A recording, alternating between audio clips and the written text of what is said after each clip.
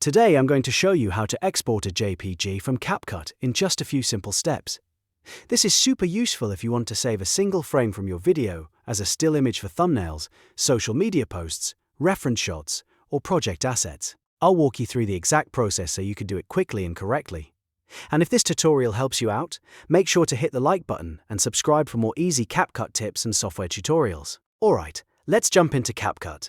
The first thing you want to do is find the frame you want to export. Go to your timeline and move the playhead or cursor slowly until it lands on the exact frame you want. This part is important because whatever frame your playhead is on is the frame that CapCut will export.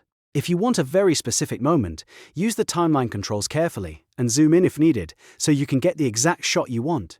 Once you've found the frame, look at the preview window in the top area of CapCut. In the top right corner of that preview window, you'll see the menu icon, which looks like 3 horizontal lines. Click that menu icon to open the Options dropdown. This is where CapCut keeps the Export Still Frame feature. From the dropdown menu, select Export Still Frame.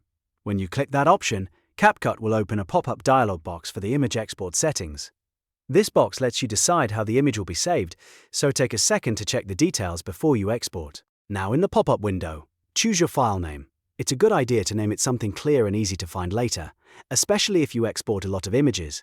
Next, select your save location so you know exactly where the JPG will be stored on your device.